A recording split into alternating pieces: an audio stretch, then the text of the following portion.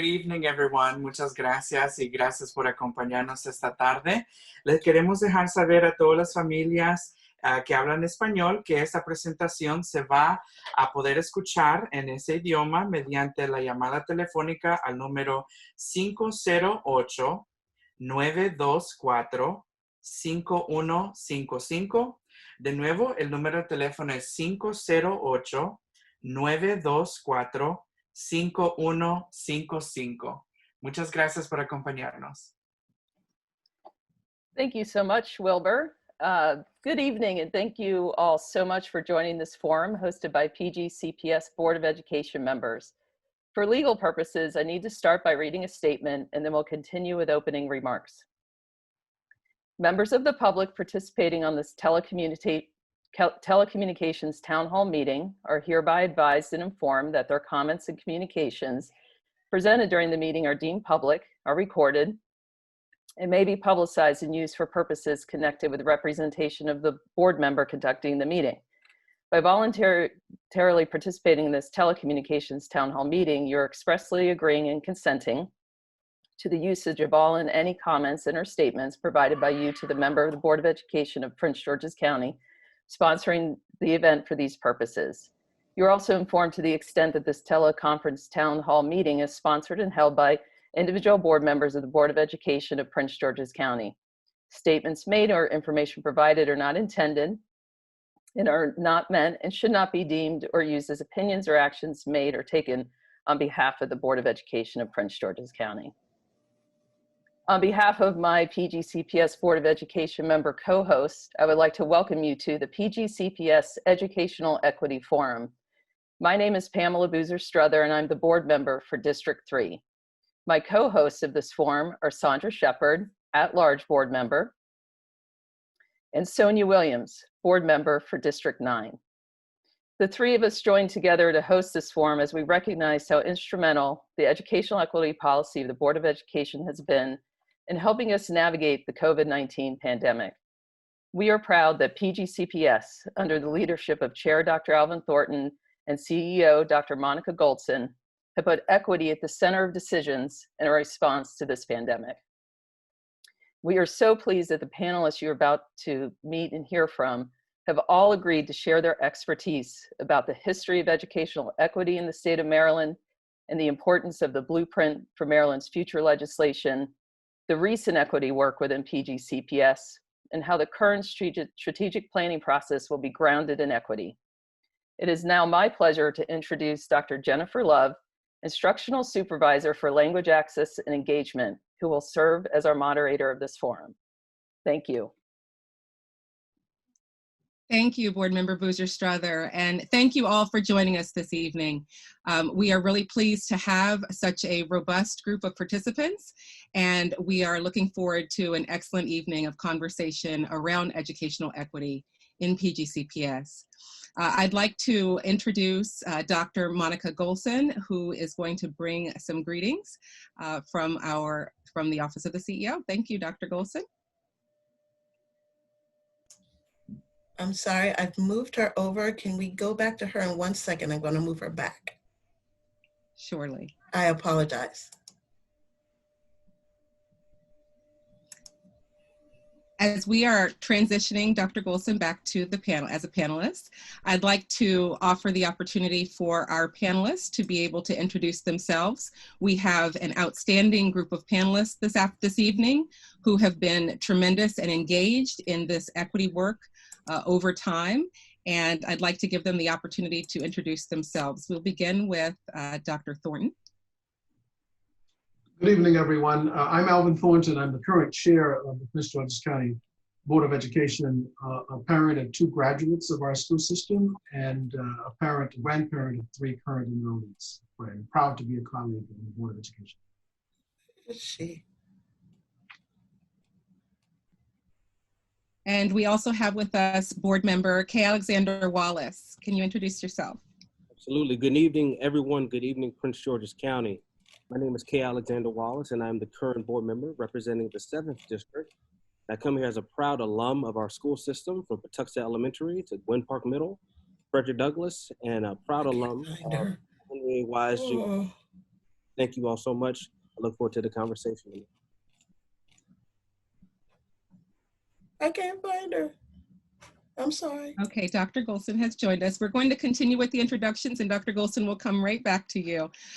We also have Acting Associate Superintendent of Elizabeth Faison. Good afternoon, everyone. I'm the Acting Associate Superintendent for Student Services, Liz Faison. I am the proud parent of a child who graduated from Oxon Hill High School and soon to graduate this year from Berklee College of Music. I'm happy for the discussion tonight. Thank you, Liz. And additionally, we have the Director of the Office of Equity and Excellence, Mr. David Reese. Good evening, everyone. It's a pleasure to be here tonight. Looking forward to having conversation with panelists and engaging with you all via chat. Thank you. And then we also have the CEO of the Latin American Youth Center, LAYC, and former board member, Lupe Grady. Good evening, everyone. It is a pleasure to join you this evening. I was a former board member for District 2 and had an opportunity to work with board member Wallace and other colleagues as it relates to the equity policy. So good to be here, and I'm looking forward to this discussion. Thank you all to our panelists for those introductions. We are now very pleased to be able to hear from our CEO, Dr. Monica Golson. Thank you for being with us, Dr. Golson. Thank you for bringing me back. It's a pleasure to be here tonight. I want to first thank Board Member Boozer-Strother, Board Member Shepard, and Board Member Williams for creating an opportunity and platform to talk about something that we all are so passionate about, and it's around educational equity. And it's one area that the Board of Education and administration all are committed to, and it's making sure that there's educational equity within our schools and our work sites in order to foster conditions that reduce disproportionality in student achievement and employee performance.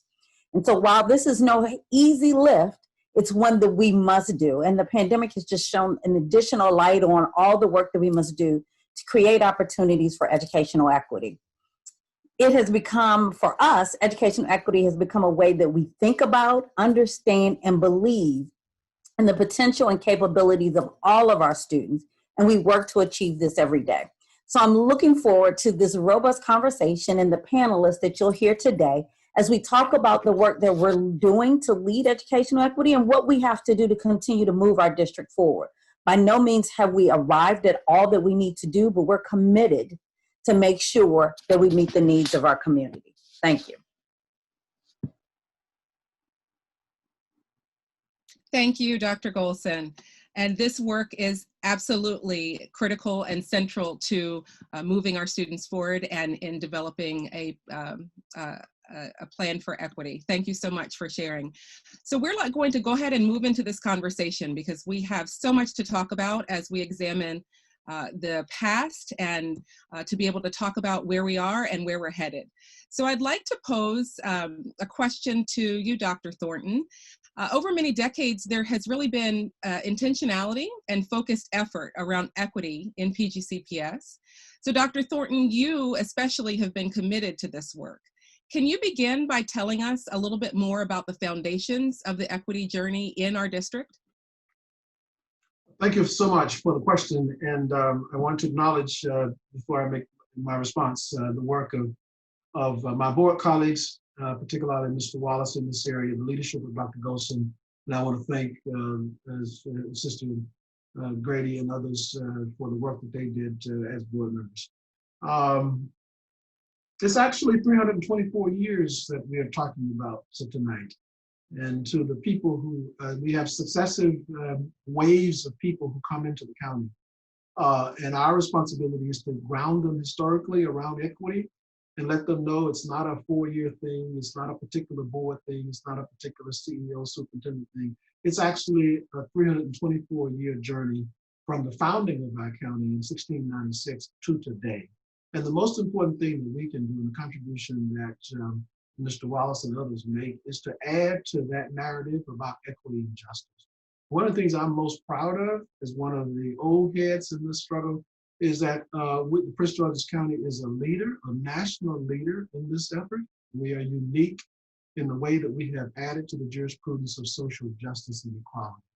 So even though we've talked significantly about what's happening, particularly in our school system, let us never lose sight of the fact that it is our footprint that helps to shape the nation when it comes to equity. So I was so pleased when I saw the work of Mr. Wallace and my board colleagues being nationally recognized by CUBE and others in this space of equity. For me, as a person who came into the county when equity had no political definition, it had no political representational structure to guide it and enforce it.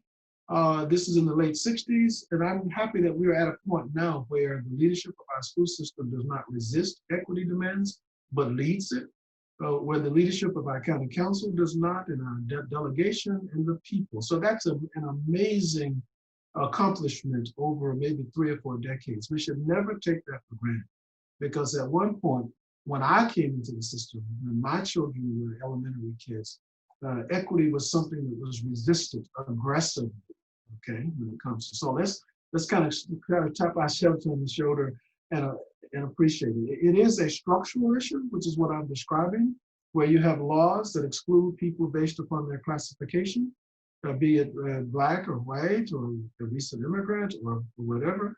And those laws, we have to fight hard as a people, and we should be proud of overcoming that. That's the Brown phenomenon that we talk about. It's the 1950s phenomenon. And the reason why this is so important is because, as you know, there are current challenges to equity nationally and even in our state about whether or not equity and diversity and those things should be accepted by the American people. This is why Prince George's County's footprint is so important. It is also institutional when it comes to equity. So in addition to being structural in terms of laws and jurisprudence, it is institutional. That is, how do we create people and configure them? People don't think about this a lot, right? How do you create people and put them in a place called Prince George's County? You could have put them anywhere, right? How do you draw municipal boundaries around them, right? And create tax structures around them, create them into zip codes. So equity is an institutional issue. And we have to always question why we configure people in a certain way and call them Prince George's County, and Montgomery County, and St. Clair's County. That's not God sent. It's something we create, right? So then those things have significant consequences for equity and how we do it. And most importantly, and I think this is where the school system comes in, it is also individual, how we classify people. Because the question of equity results from how we classify people, how we situate them to receive benefits, educational benefits. There's nothing automatic about how we classify people. And once we do that, farm or Black or white or Latina or whatever, right? Those are not automatic kind of classification. Once we do that, and we tend to have problems in terms of providing equity based upon the classifications that we give to students. I'll end, there's much more I want to say later on, but I want to respect the time. My only point in my introductory comment is, let's look at the structural, institutional, and individual classifications in which we put people and the struggles that we have to deconstruct those things, to make sure at the end of the day, all humans, right? Not Black, not white, not Latino, whatever, receive equitable educational opportunity. That's why I'm so happy about the promise of the blueprint for Maryland's future and the predecessor of Thornton, Rich Excellence, because it is in that I think we get the equity concept. Thank you, Dr. Thornton. And I think that what you have mentioned is so critical, that we begin to examine our biases and how we are able to deconstruct those biases so that they are not negatively impacting student learning and student growth, but that we can figure out how we can be proactive and positive and asset-based as we are educating our students. Thank you so much for sharing that context. So we're going to move on, and I hear that PGCPS has been recognized nationally for the progressive work of the district in equity policy.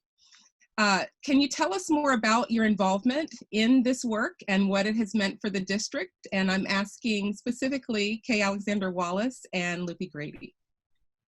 Yeah, absolutely. I'll go first, and then Loopy, my co-partner in equity work, should follow up right behind me.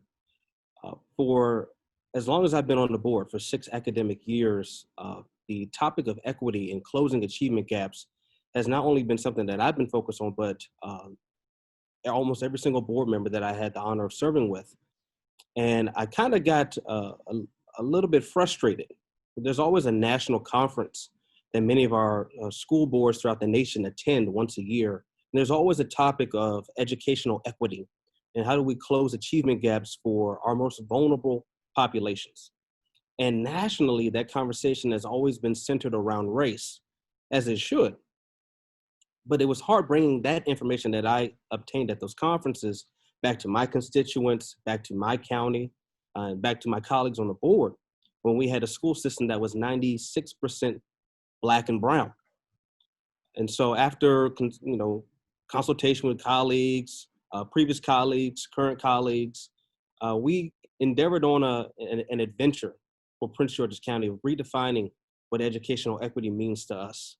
And sometimes, as a wise man told me, when you ask for rain, you also got to deal with the mud. And for 3 years, we got deep into the mud. And we formed an educational equity task force that I co-chaired with Mr. Rhodes, our chief of staff in the administration for our school system. And I was proud to serve with Mr. Grady on that task force, as well as other colleagues.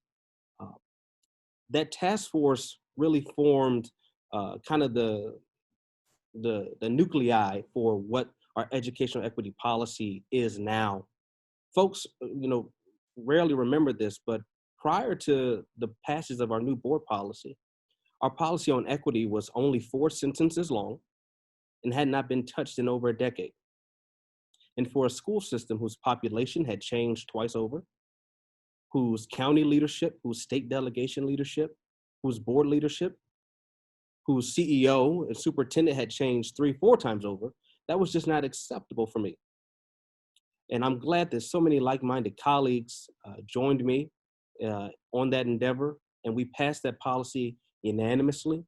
And if we have some time, Dr. Love, I just want to go over just a brief presentation of what we as a school system presented nationally to the National School Boards Association, their Council of Urban Boards of Education, which Prince George's County is a leader in.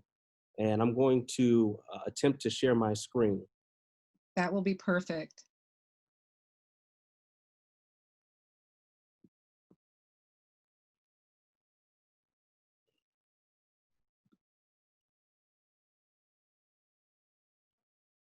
All right, can you all see that? Yes, we can. All right, so for folks who are not from Prince George's County, who are attending today, just a quick understanding of where we are and how we approach equity. We're one of the 25 largest school systems in the nation. We have over 200 facilities, over 131,000 students, and nearly 22,000 employees. One of the largest employers in the region and certainly in our county. And we're one of the most diverse school systems in the nation and certainly within our region. Our student population, as I mentioned before, 95% student of color, or as I classified at the presentation, Black and brown. We also have 63% of our students who receive some form of free or reduced price meals.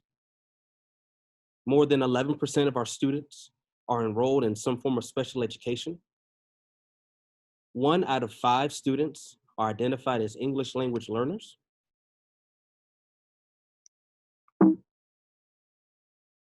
And this picture right here has been updated since the presentation, but it speaks so heavily, and I know folks have seen this image in many of their work, about the difference between equality, equity, and quite honestly, what our reality is for so many of our constituents, so many of our students.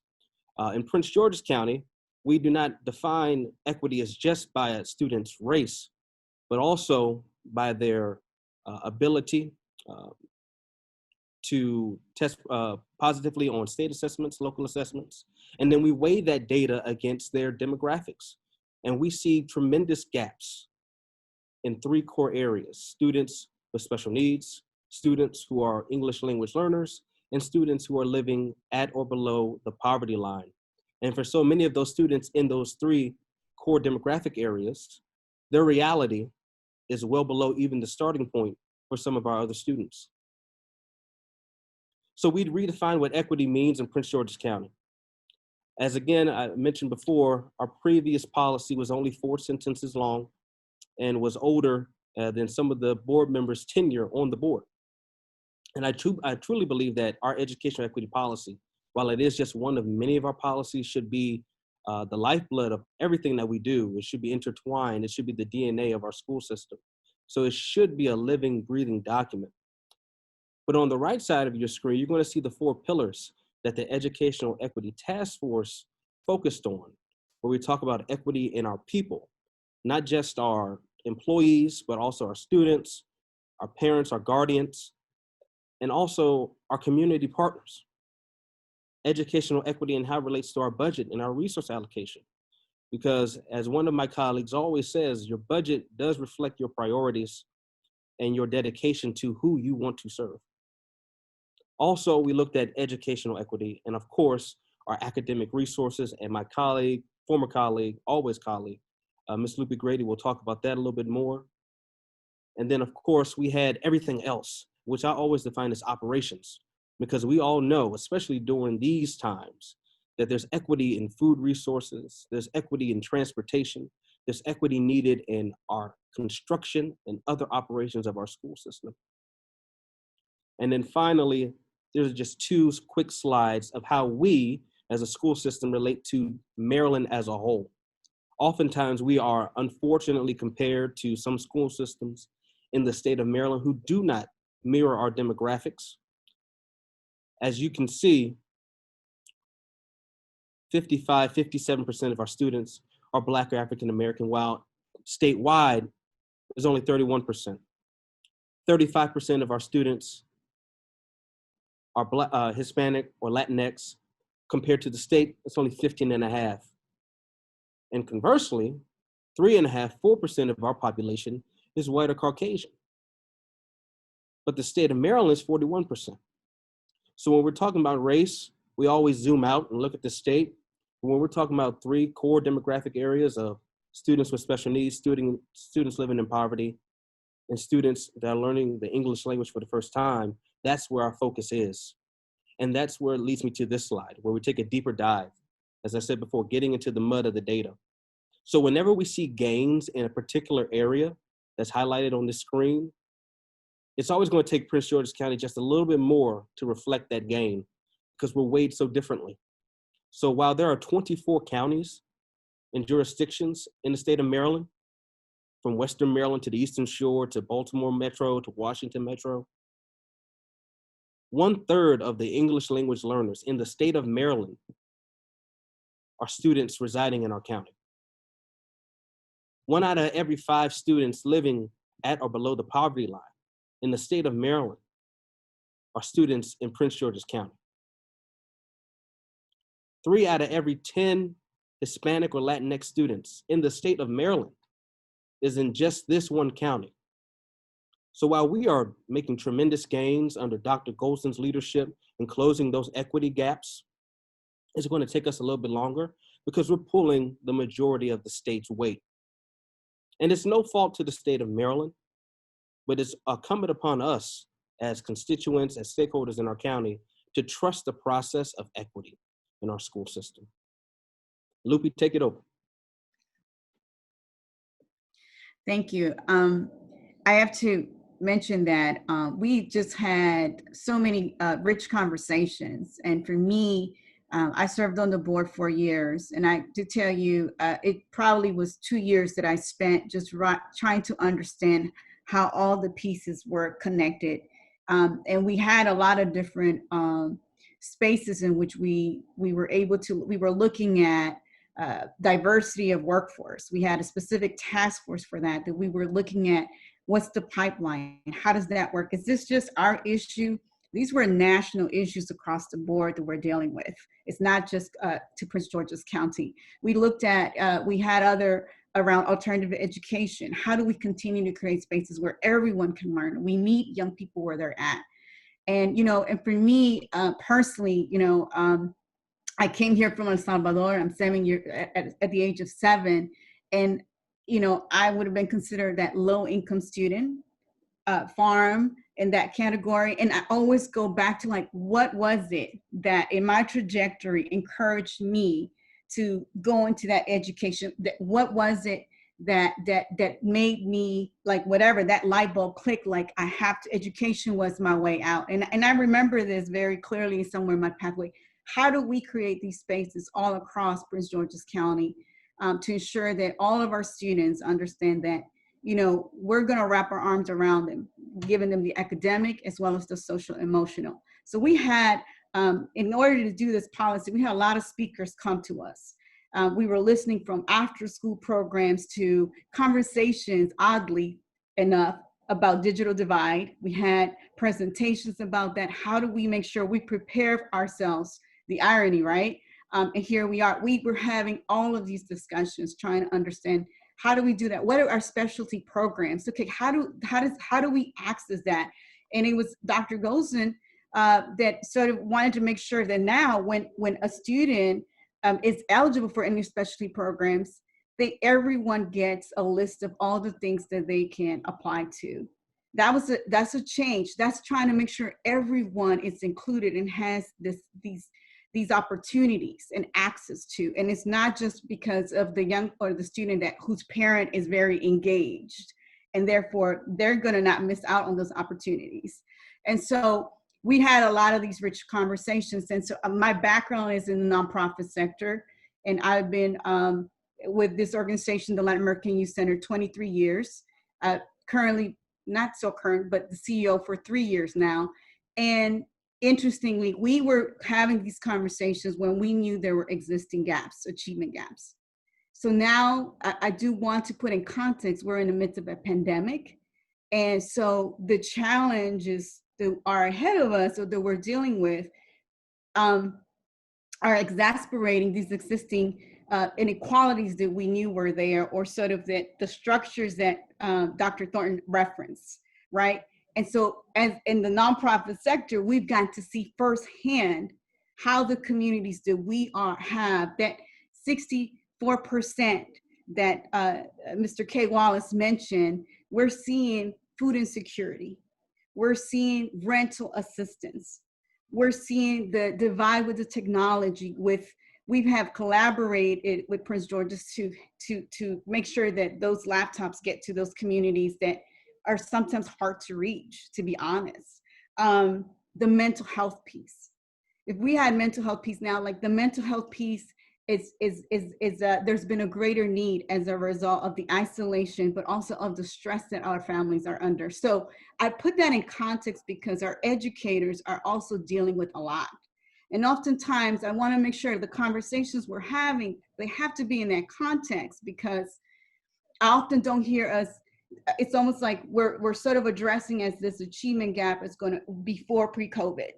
I want us to understand that we have that and other layers now, because our families are not going to be focused on learning if they don't have some of these needs met.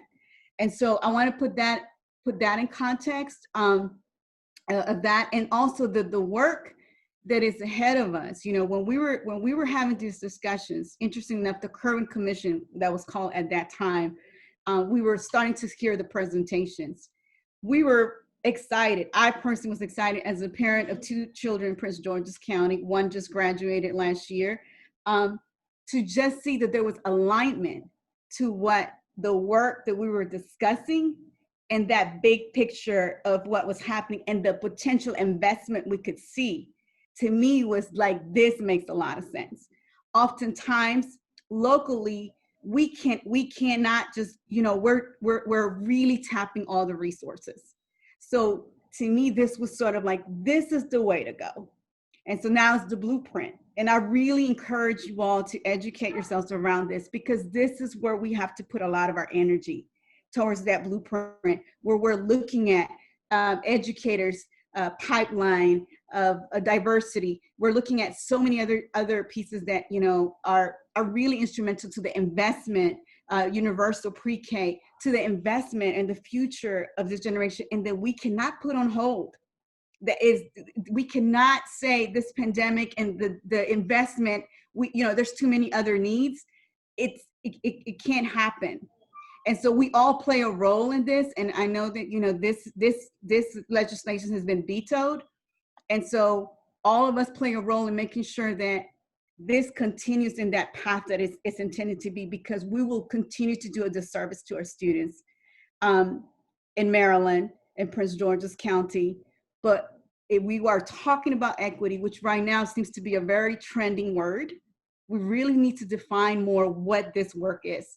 And it starts with investing and not doing the opposite. So, you know, when we talked about how we were going to do this, I said, Kay, the only way I agree to do this is to know that we have to move forward, and that we have to remind our audience and everyone of what is ahead, and that we have to continue to forge forward, and that a policy is just something in words and paper. But the actions that we have to take around the investment of our children and the future,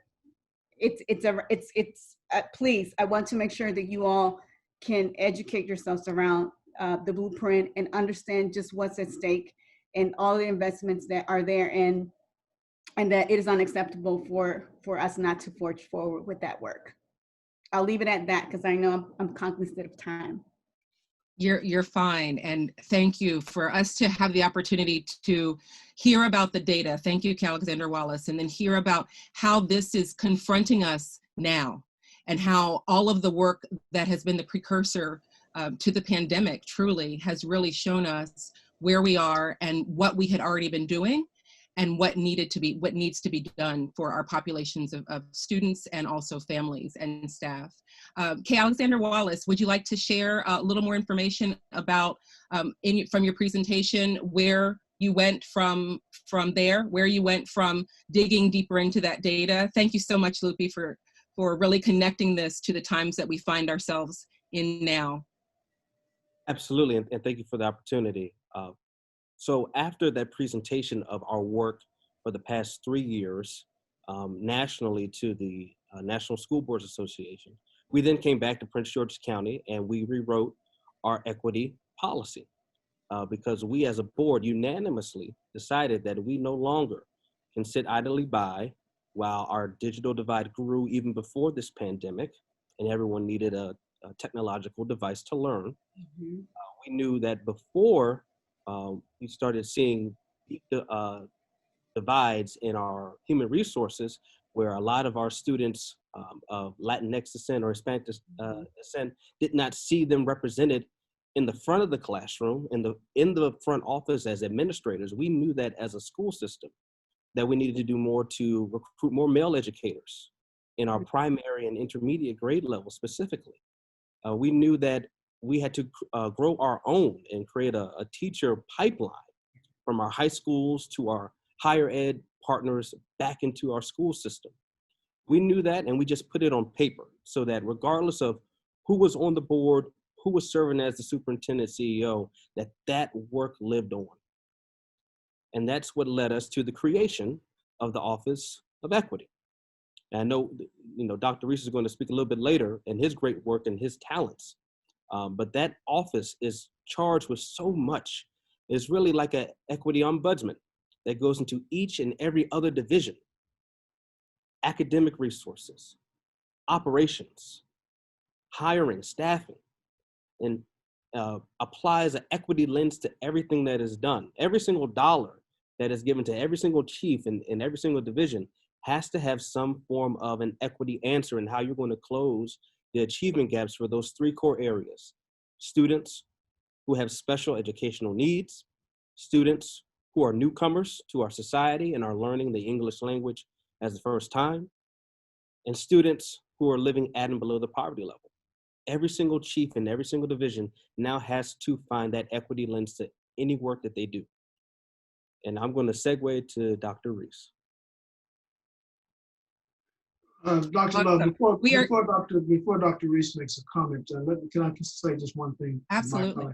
Dr. Reese, if you don't mind. The reason I want to make this comment is because, in 1954, what I want to say here says we can have policy, but if you don't have legal mandates that require the adequate and equitable funding of the policy, that is very frustrating. I think that's what Sister Lupe is talking about there, right? When Thurgood Marshall gets Brown versus Board of Education, the policy is beautiful. We're going to have non-racialized education of our children, right? In Prince George's County, by 1972, we still have what? Underfunded, racialized education. It is not until 1998 in Prince George's County that we have a federal court order that we begin to address equity. And that's from 1954, 1998. This is very important, and it ties to the blueprint, because we get Thornton in 2002, right? Which is beautiful, it's written, it's a policy, it's a blueprint, it's the bridge to excellence. We're all proud of it, we're celebrating it. We pass, but there's still not what? The political will. This is what Sister Lupe is talking about. They have to have the political will to make sure there's a requirement that you fund equity. Equity is not just an idea on a piece of paper. It is a mandate. I think that's the thing that I want to say as I shut up, that this is where we are. That if you can put people in a county, I'll shut up when I say, but this is very important. If you put people in a county where you can have the most beautiful policy in the world, and you can have leadership like the superintendent and board members, and everybody agrees to it, right? And you don't have the resource base because of taxing streams, inadequate funding streams. Board of Education cuts its budget massively every year, right? We might cut our budget by $100 million in next month. This is what I'm talking, this is real. This is why the blueprint is so important. So I'm sorry I got in your space, Professor Reed, Dr. Reese, but this is so important, because the best intentions of people who want to do right by children is often frustrated, because not because they don't want to do it, but because the resource base is not there. So I apologize for that, but I had to get that in. Dr. Thornton, there's actually no need to apologize, because you actually were very in tune to some of the questions that were coming in. We had a few people who wanted to know a little bit more about the blueprint and some context around that, and you were really able to address that and show how the blueprint policy has to be real. It has to be in action. So I think that that's really helpful. I'd also like to draw your attention, for those of you who are participating, that in the chat, there is actually a link that has been placed so that you can get more information about that blueprint if you are in need of it. Thank you so much for sharing that information, Dr. Thornton. So yes, we are a district who has definitely shown and put our money where our mouth is, quite frankly, to have an equity office, an office that focuses on equity and excellence, an office that has a lens on equity and really supports that work across the district. So Dr. Reese, we know that we have this really ambitious equity policy in PGCPS, after all that we've heard from Board Member Wallace and Ms. Grady. Absolutely. What are some of the actions that PGCPS has taken to date, and what is your office hard at work on? Awesome. So I do want to thank Dr. Thornton for his impassioned words. And as a historian myself, I definitely understand the power of policy and funding and what it takes from a political aspect to move work. When I returned to Prince George's County, I was really excited to return in this role, because I took an 18-month hiatus where I was doing equity work nationally. I read the policy in the barbershop. Somebody sent me, said, have you seen this thing? It was like April 2019.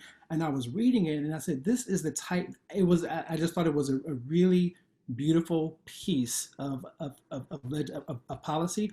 And I was excited because Prince George's County was naming things explicitly that I hadn't heard talked about before. And I knew there was a Board of Education and a CEO who were serious about moving work that was really going to matter. So what I was most impressed by when I left and when I came back to the system was the heart of the people and the employees who come to work every day. And I want the money, I want the funding, we want for the judges and everybody to do right by our children, but I have seen firsthand full faith the deep commitment that our employees have had with the work that we've been engaging in. So when Dr. Golson, if you don't know much about her, she likes to go big or go home. And when I first came on board, we had some political things happening in the world with Black men being killed and having our bodies literally in the streets. And people were panicking and people were protesting. and saying that, you know, we want our voices heard and that our lives matter. And she sent me a message and said it's time to do some deeper implicit bias work in the system. And when I was in the system before, that meant working with the principals and assistant principals and people in schools. And I reread her message and I said, Dr. Golson, you said everyone in the system. And she said, yes, I meant every single employee. And it was kind of mind-blowing for me that the CEO really meant that every single employee would be engaged in professional learning about implicit bias, about microaggressions, about the isms that we ourselves hold inside of us that we have to confront so that we can do a better job of creating learning environments and work environments where people from different backgrounds are acknowledged, valued, and affirmed. So no matter how much money you have or don't have, whether you're inside the Beltway or outside the Beltway, where your accent comes from, your sexual orientation, whether you wear a hijab or not, we have the responsibility to acknowledge your presence, allow you to live your truth out loud, and value you. And our system is doing a lot of key things to make sure that that happens. And, you know, Board Member Wallace spoke earlier about every division in our system really embracing the equity work.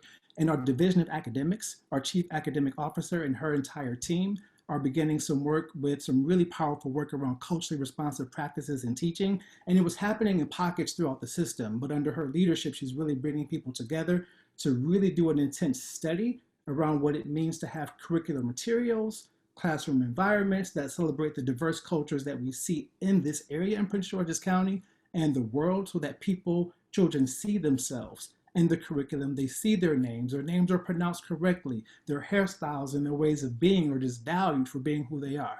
And Liz is part of the organization. She can speak about this a little later. We're really deepening our work with restorative approaches. And people talk about discipline and discipline policies, but there's something about acknowledging the humanity that is in every single student, to know that there are ways that we show up, especially when we're stressed, that might not fit cultural norms and ways that we think we're supposed to act. But as adults, if we equip ourselves to understand that everybody's bringing their best, we can be affirming. And when behaviors are out of line with norms, a suspension or a reprimand does not have to be the default. As a matter of fact, as a majority Black and Brown district, we know better that that should not be the default. And we have to do our own internal work to reprogram our minds to understand how we can allow people to exercise their leadership, as students are often doing when they're reprimanded, and find other ways to convey how they feel. So that's some work that's happening in student services. Our community schools initiative is growing. Dr. Williams is doing some amazing work with our current 45 community schools with wraparound services and mental health work that's happening. I have all these notes written down because there's so much that I wanted to talk to, but one of the other things that I'm really most proud of is just the awareness and identity work that's beginning to happen in the system, where more employees and students are beginning to name aspects of their identity and to talk about their culture, so that more people understand that, you know, it is about intersectionality. Somebody wrote that in the chat. There are lots of different aspects of us that show up, and we learn best when we feel comfortable and that we can be embraced. So at the core, that's what we're about in the Office of Equity and Excellence. And Prince George's County has really, I mean, I tip my hat to the leaders in the system, have really embraced this work during a pandemic and have really shown up and gone hard for our students. Thank you very much, Dr. Reese.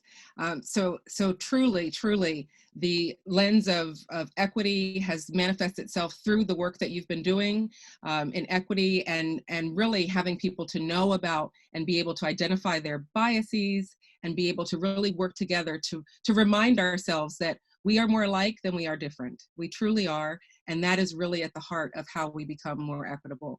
Absolutely. And I'm like Dr. Thornton. Once I start talking, you can't stop me with this.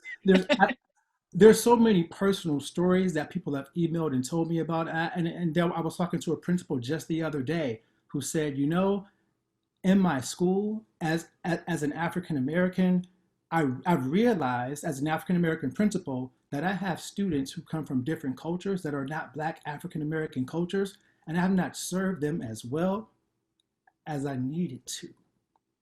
And this person told me this in confidence. And to know that there are people who are having this level of epiphany, to realize that we do love our students and we want the best for them, but to be able to say out loud that I can see how I am a part of the problem means that these people are then willing to do the work necessary to do better by all of our students. And that's the kind of transformation that's happening that I just wanted to acknowledge. And it's not just happening in one school with one principal, it's happening in all these places across our beautiful district. Powerful, incredibly powerful.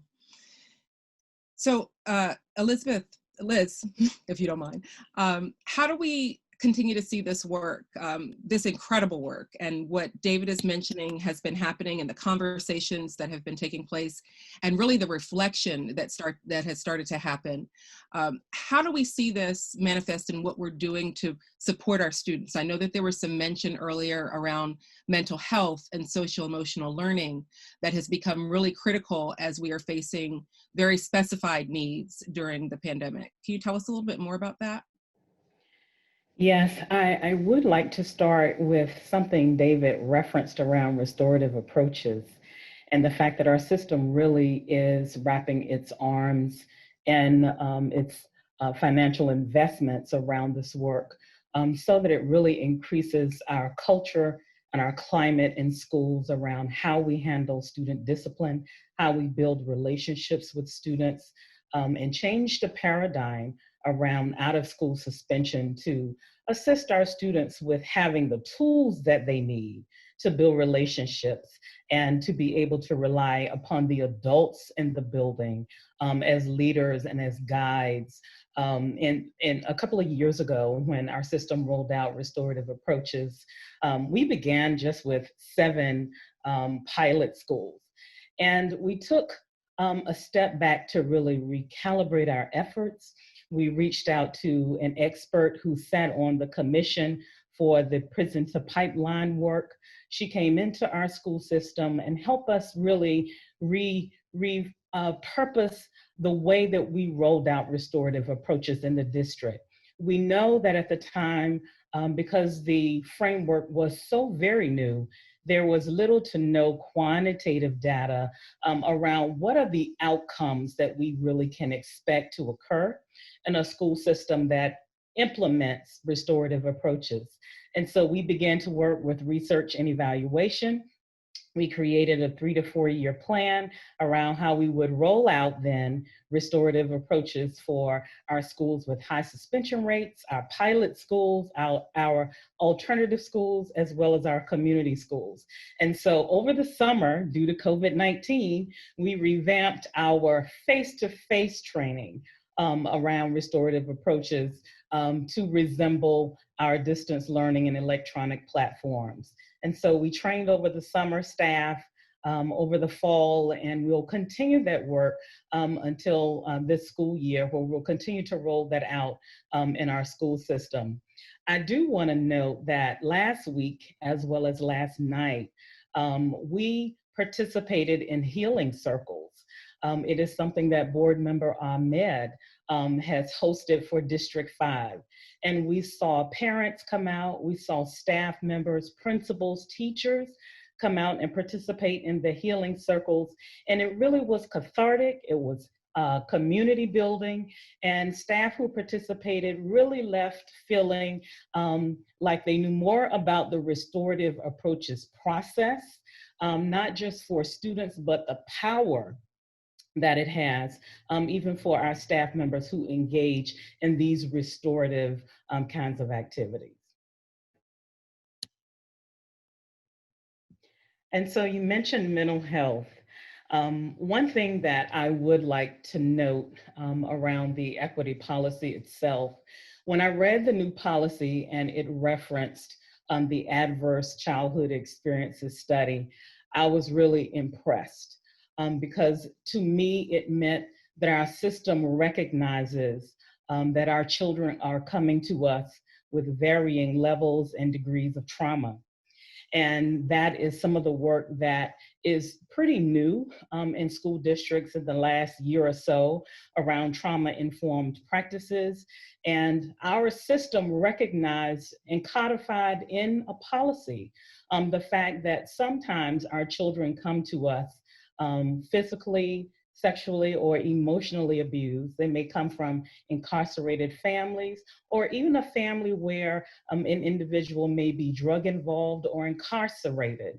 And we know that these components really impact a student's ability to be cognitively available for learning. And so when we talk about equity, it means that we must inform the adults who work with our students about these kinds of components and provide opportunities for them to build these trauma-informed learning environments for our particular student. And so with that, our school system has a mental health coordinator who is now trained as an ACEs trainer for our school district. And we've begun to roll out that work already, provided training through our system. As far as our mental health work, our state educational entity, MSDE, has always recognized our psychologists and our professional school counselors as mental health professionals.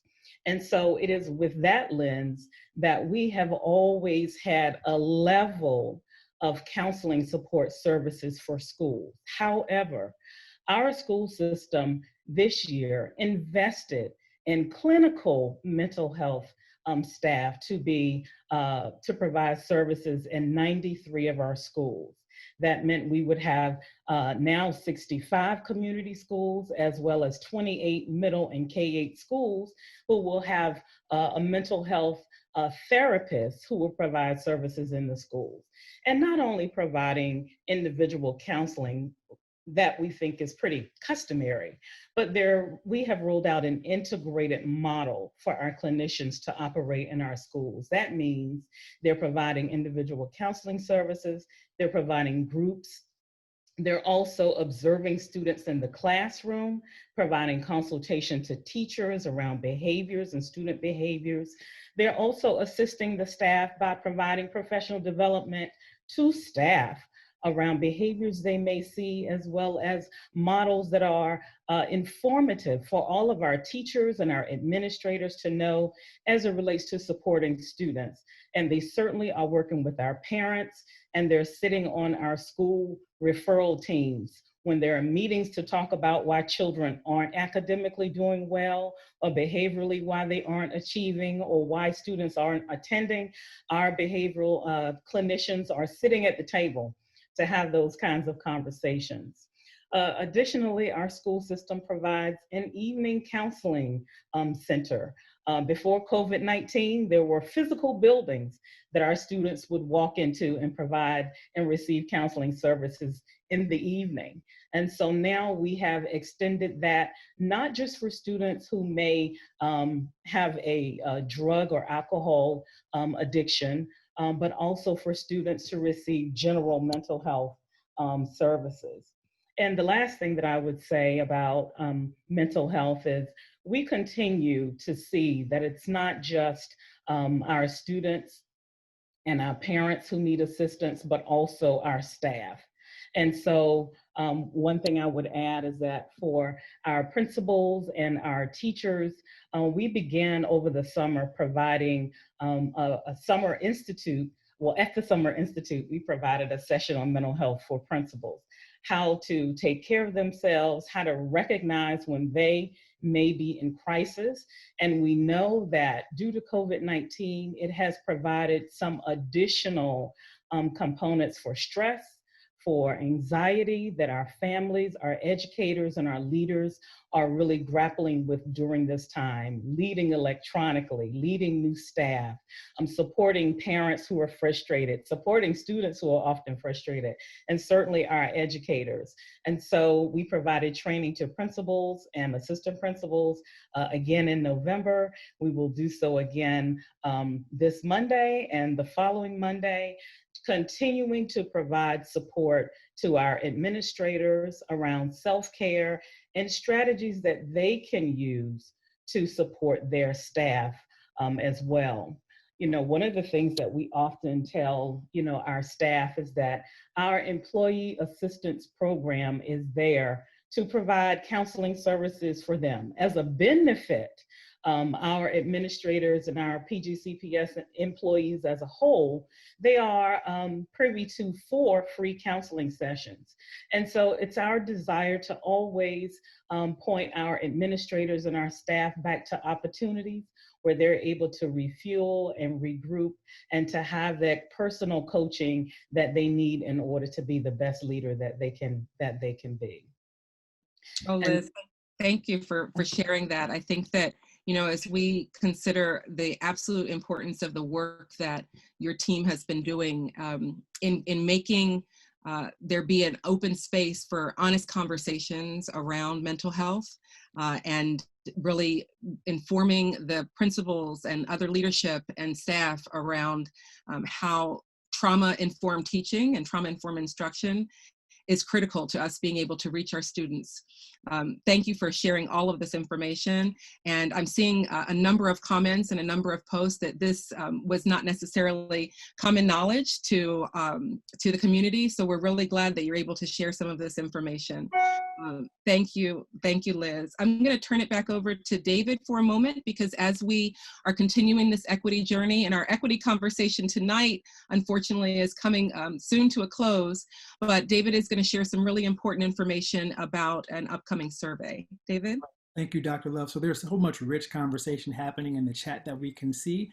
A lot of you have lots of suggestions around meditation and addressing structural issues that exist around inequities in our school district. And I want you to know that as of probably tomorrow morning on our PGCPS website, and we're going to make this survey available to lots of you in a lot of different ways, we have a culture and climate survey that we want any member of the Prince George's County community to respond to, where you can give your input and feedback around how we can become a more equitable district. So Dr. Thornton and Dr. Golson launched a 5-year strategic planning process that will end probably in around April or May, and we're collecting lots of data right now so that when we feed back to the system, this is what we said we value in terms of making Prince George's County equitable beyond 2020. We want to make sure that we have your input. So know that that survey is coming, and the information in the chat we're collecting, and we want all of you to fill out the survey to tell us your thoughts about how we can continue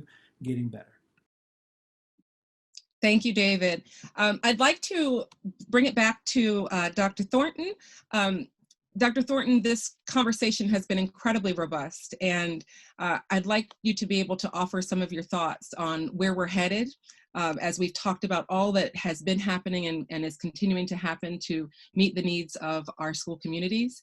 And what are your thoughts on where we're headed on this equity journey and some concrete ways that the community can support this work?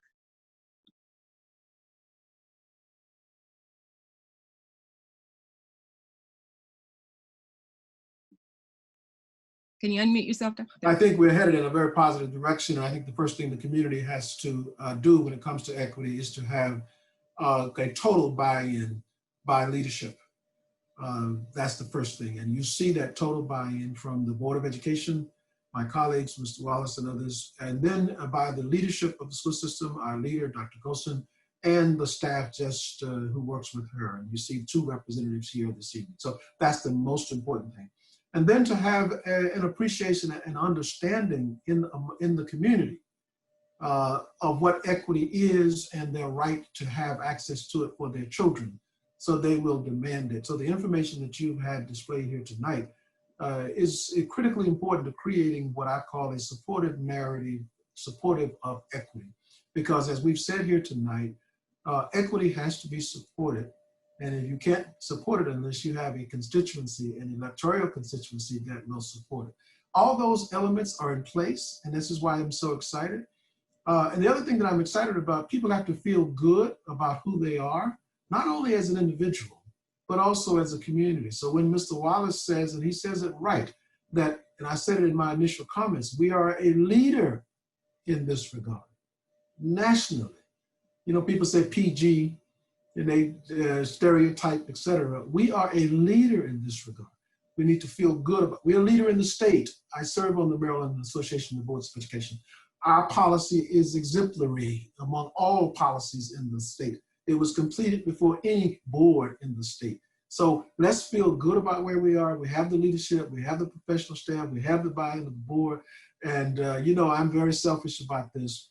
I think that the blueprint is critically important. I won't get into that again, Dr. Reese, but because we have everything in place, we simply now need the resourcing. Because if you go back to 1972, right, when some of the issues that we now face were not as